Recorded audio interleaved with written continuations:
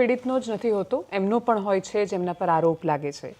ખેડાના આણંદ ખેડા પાસે એક ગોબલજ ગામ આવેલું છે અને ત્યાંના પૂર્વ સરપંચે આરોપ લગાવ્યા કે ગામની ગૌચરની જમીન એને ફેરવીને ગુજરાતના ટુરિઝમ ડિપાર્ટમેન્ટે કોર્પોરેશને એક વ્યક્તિને આપી ટુરિઝમનું ડેવલપમેન્ટ કરવા માટે, ત્યાં એ પ્રયત્ન કરવા માટે કે એ પ્રકારની સુવિધાઓ પેદા થાય કે જ્યાં ટુરિઝમનો વિકાસ થઈ શકે. એ જમીનો કઈ શરત હેઠળ અપાઈ, કેવી રીતે એમાં કરોડોના ભ્રષ્ટાચારના આરોપ લાગ્યા, એ આરોપો જાણી લીધા પછી હવે જેમના પર આરોપ લાગ્યા છે એવા દયદીપ શાહ આપણી સાથે છે, ડિરેક્ટર છે પામ ગ્રીન્સ રિસોર્ટના. ત્યાં એક રિસોર્ટ ચાલી રહ્યો છે ગોબલજ પાસે અને એમની પાસેથી મારે એક તો એમનો પક્ષ આખો બહુ વિસ્તારથી સમજવો છે ને એટલે એ પ્રક્રિયા સમજવી છે સૌથી પહેલાં તો, કે કેવી રીતે કોઈ ગામની જમીન ટુરિઝમે એમને આપી અને પછી આખી આ વાર્તા અથવા આખો આ ઘટનાક્રમ શરૂ થયો. અને મને એવું લાગે છે કે દયદીપભાઈ બહુ નાના હશે ત્યારે આ ઘટનાક્રમની શરૂઆત થઈ હશે. એક્ઝેક્ટલી શું છે વાત, તમે સમજાવો. મેડમ, 1995માં એક પ્રવાસન નીતિ બહાર પડી હતી સરકારની. એની અંદર મારા ફાધર એ વખતે એમને એ વાત કરી કે મારે ટુરિઝમને ડેવલપ કરવા માટે એક જગ્યા જોઈએ છે અને એ વખતે આ જગ્યા એમને ફાળવવામાં આવી. 1996માં આ જગ્યા એમને ફાળવવામાં આવી.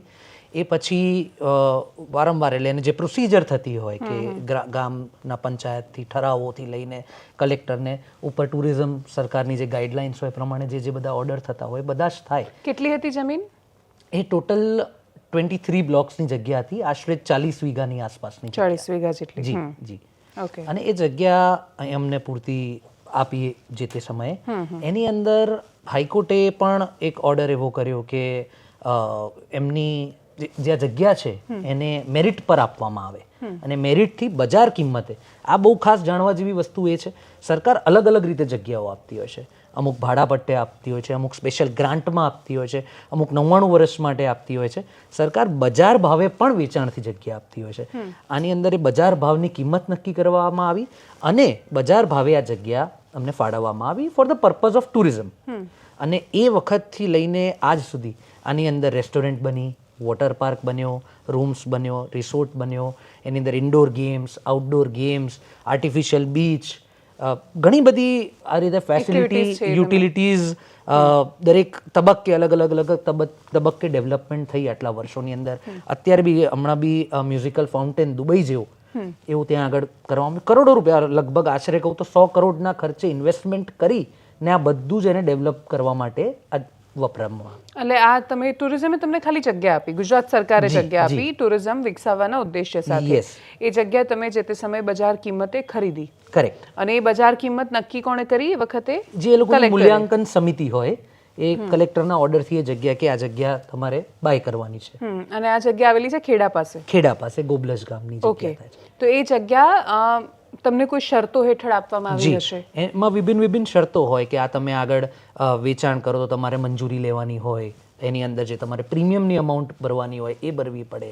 તમે એની અંદર કોઈ બીજો ડિરેક્ટર લાવો છો તો તમારે એની પરમિશન, તમારે અલગ અલગ તમે જ્યારે એની પર કોઈ લોન લેવા માંગતા હો, તમે ડેવલપમેન્ટ કરો એટલે ઓફકોર્સ તમારે એની અંદર બેંકની લોન ત્યારે તમારે કલેક્ટરની પરવાનગી આમાં લેવાની રહેતી હોય છે.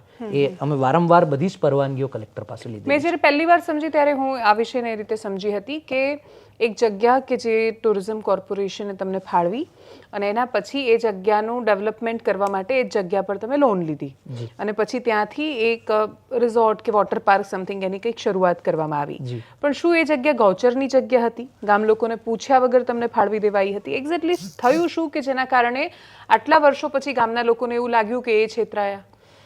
મેડમ, જે જગ્યા સરકાર પાસે હોય, સરકાર એડમિનિસ્ટ્રેશન માટે એ ગ્રામ પંચાયતે જગ્યા આપતા હોય છે.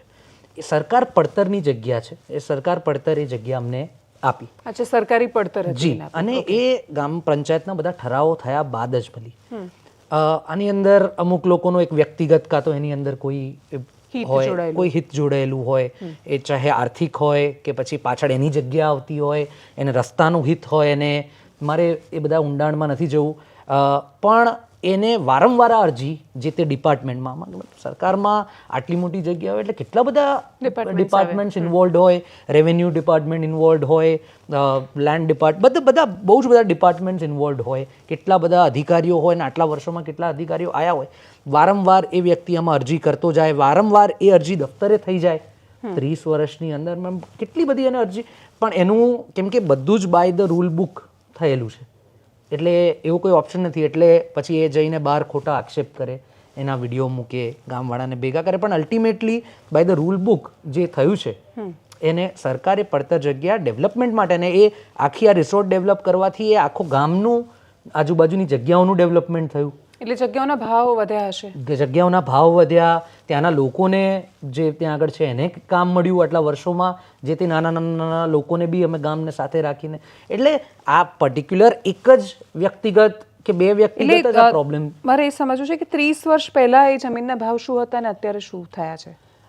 30 વર્ષ પહેલા તો મારી ઉંમર જ એટલી છે એટલે એ વખતે મને એટલું જાણ નથી. આજે લગભગ 3 થી 4 હજાર રૂપિયા વારે ત્યાં આગળ જગ્યાનો ભાવ બોલાય થઈ ગયો છે. જી જી. અને વર્ષો પહેલા તો વીઘાના ભાવે ચાલતું હશે, જેમ બધે જ હતું, જેમ ડેવલપમેન્ટ આજથી 30 યર્સ પહેલા પરિસ્થિતિ આખી. હા, એટલે વીઘામાં જમીન ખરીદાઈ અને જે આખા ગુજરાતમાં બધાની સાથે થયું કે જેને જેને જમીન મળી એટલે જે તે સમયે જેને જમીન લીધી અને વીઘાના ભાવે જ લીધી હતી ને હવે વારના ભાવે વેચાઈ રહી છે. પણ આમાં સમસ્યા ક્યાં આવે છે કે ગામના અમુક લોકો એ આરોપ લગાવી રહ્યા છે કે તમે એ જમીનને ઇન્ડસ્ટ્રીયલ પર્પઝ કે બીજા કોઈ પણ પર્પઝ માટે વેચી શકવાની તમારી પાસે સત્તા કે અધિકાર ન હોવા છતાં એ જમીન તમે હવે ટુરિઝમ કે બાકીનું બધું તમારે નથી કરવું હવે અને તમે આ રીતે એને વેચવા માંગો છો. જી મેડમ, બહુ સરસ સવાલ કર્યો. આ જે પર્ટિક્યુલર જગ્યા જ્યારે આપી ત્યારે એમાં બહુ બધી શરતો લખીને આપી હતી. એમાંથી એક શરત એવી છે કે આજે 30 વર્ષ સુધી એ જગ્યાનો ટુરિઝમ માટે ઉપયોગ થયો. હવે આજે એ બિઝનેસ ડિસકન્ટિન્યુ કરવો હોય, કોઈ કારણસર આને ના કરવો હોય કન્ટિન્યુ, કે એની એક્સપેન્શન કરવું હોય, એની આજુબાજુ કંઈક બીજું એક્સપેન્ડ કરવું હોય, તે માટે આની અંદર સરકાર એક ગાઈડલાઇન્સ, એના GR છે, એ ગાઈડલાઇન્સ મુજબ તમે એને મૂળ જૂની શરતની કરી શકો. એટલે અમે 2021ની અંદર એની રિક્વેસ્ટ કરી કે અમને આ પર્ટિક્યુલર બ્લોક્સ અમને મૂળ જૂની શરતમાં રિક્વેસ્ટ કરી કે અમને કરી આપો. એની વારંવાર એની પૂર્તતા થઈ. એટલે એમાં જેટલા પણ કલેક્ટર છે, ગાંધીનગર જાય ફાઇલ, બધા અલગ અલગ ડિપાર્ટમેન્ટ છે, અને પ્રીમિયમની અમાઉન્ટ જ્યારે 5 કરોડથી ઉપર હોય ત્યારે રેવન્યુ ડિપાર્ટમેન્ટથી લઈને છેક મુખ્યમંત્રી, પ્રધાનમંડળ, કેબિનેટમાં આનો ઠરાવ થાય અને પછી એનું મૂલ્યાંકન સમિતિમાં જાય ને એની કિંમત નક્કી થતી હોય છે.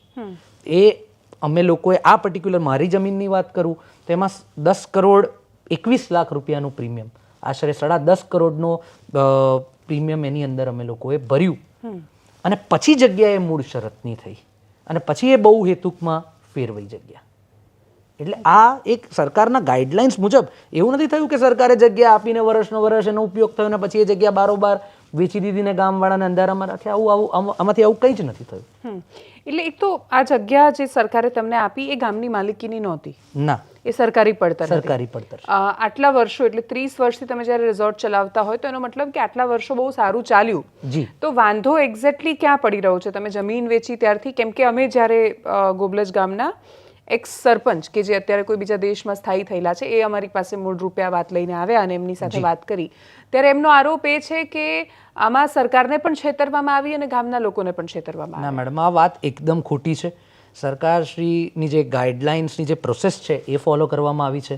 ઓવર ધ યર્સ આટલું બધું ડેવલપમેન્ટ એની અંદર થવામાં આવ્યું છે. એની અંદર 100 કરોડનું તો લગભગ ખર્ચો કરીને આ બધું બનાવવામાં આવ્યું છે. અને એની સામે તમે લોનની બી વાત કરો તો તમે જુઓ તો હાર્ડલી 10% 20%ની લોન અમાઉન્ટ જે તે સમય એ બી વારંવાર ભરાતી જાય. અને આ એવી ઇન્ડસ્ટ્રી છે કે જેમાં નવું તમારે કરતા જ રહેવું પડે. એ બધું જ કર્યા પછી હવે આ એક વ્યક્તિગત પહેલેથી એમને એક પ્રોબ્લેમ રહ્યો છે અને અમે એવું જ કીધું હતું કે જે તમારે સરકારમાં એની દરખાસ્ત કરી, જેટલી બી અરજીઓ એમને કરી એ દફતરે થઈ ગઈ. કારણ કે બધું સરકારે બાય ધ બુક્સ કર્યું છે. આપણે જેટલું કામ કર્યું છે બાય ધ બુક્સ કર્યું છે. એટલે હવે એક અડધી વાતો કહીને કે ફિલ્ટર વાતો કહીને કે ખોટા આક્ષેપ કરીને કે મીડિયામાં જઈને અમારી પર એક બદનામી કરીને કે એમનું વ્યક્તિગત, મને એનો ઇન્ટરેસ્ટ નથી ખબર કે આર્થિક છે કે એને પાછળ એની જ જગ્યા છે, એના રોડ માટેનું અહિત છે, એ મને નથી ખબર. પણ એ જેટલી બી એને દરખાસ્ત કરી છે, ચાહે એ કોર્ટમાં હોય કે ચાહે એ કલેક્ટરશ્રી પાસે હોય, આજે એમનું કહેવું એવું છે, મેં આપનો બી વિડીયો જોયો હતો કે કોર્ટ પણ મળેલી છે, સરકાર બી મળેલા છે, કલેક્ટર બી મળેલા છે. એટલે તમને અગર સરકાર એક વાત થઈ ગઈ, કલેક્ટર એક વાત થઈ ગઈ, તમને કોર્ટના પણ ચુકાદા પર ભરોસા નથી એવી વાત થઈ ગઈ ને એવા આક્ષેપ છે કે ના બધું જ ખોટું છે ને બધું જ મેનેજ થાય છે. એટલું સહેલું થોડી છે. એવું થતું તો આપણે મારે કેવું ના જોઈએ પણ એટલે સહેલું નથી. એવું શક્ય ના બને અને આટલા વર્ષોથી આ વસ્તુ ચાલતી આવી છે. ઓકે, તો અત્યારે રિઝોર્ટ ચાલી રહ્યો છે ત્યાં? અત્યારે રિઝોર્ટ ચાલી રહ્યો છે, ત્યાંના સભ્યો છે, ત્યાં આગળ લોકો આવે છે, પોતાનું રિલેક્સ એક ટુરિઝમનું એક સેક્ટર ઊભું કર્યું છે, એક ઓળખ ઊભી કરી છે, એક અને brand તમે એ ઊભું કર્યું ચલાવવા છે. માંગો છો જે continue? એ ચાલે જ છે અને એ ચલાવવા જ માંગીએ છીએ. એનાથી અમુક ભાગ કે જે આજે એનું ડેવલપમેન્ટ આગળ વધારે કરવા માટે એનો અમુક ભાગ જ આપણે આ અને 3.5 વર્ષ લાગ્યા મેડમ એ આખી ફાઇલની વારંવાર એની પૂર્તતા થઈ. એના અલગ અલગ જીઆર છે, 97નો જીઆર છે, 2003નો જીઆર છે, 2007ના જીઆર છે. આ બધાને ધ્યાનમાં રાખીને સરકારે હવે તમારી જમીન જૂની શરતમાં ફેરવાઈ ગઈ છે? જી, ઓકે, એનો અમુક પાર્ટ. જી, થેન્ક યુ સો મચ દેદીપભાઈ ફોર જોઈનિંગ અસ. અને એમની સાથે ચર્ચા કરવાનો મૂળ ઉદ્દેશ્ય એ હતો કે જેમની વાત થઈ રહી છે તો જે આરોપ લગાવ્યા છે, ગોબલજ ગામના પૂર્વ સરપંચ દિલીપ પટેલે અમારી પાસે આ રજૂઆત લઈને આવ્યા હતા અને એમણે બહુ જ વિસ્તારથી આ વાત કરી. અને અમે જ્યારે પહેલી વાર જોયું ત્યારે પ્રશ્ન જે થયો મનમાં કે જમીનમાં જો કરોડો રૂપિયાનું આ રીતે ગફલું થઈ જતું હોય તો એ બહુ ચિંતાનો વિષય છે કે તમે સરકાર પાસેથી એક અલગ ઉદ્દેશ્ય સાથે કશુંક લો અને પછી એને વેચી કાઢો બારોબાર. તો એની વચ્ચેની પ્રક્રિયા જો ન અનુસરવામાં આવી હોય તો એ સવાલ છે. પછી દૈદીપભાઈ આવ્યા અને એમનો પણ એક પક્ષ છે. તો આગળનો પક્ષ જો તમારે જાણવો હોય તો દિલીપભાઈનો વિડીયો ઓલરેડી છે અને આ દૈદીપભાઈ જે એમની વાત કહી રહ્યા છે એ તમારી સામે છે. નમસ્કાર.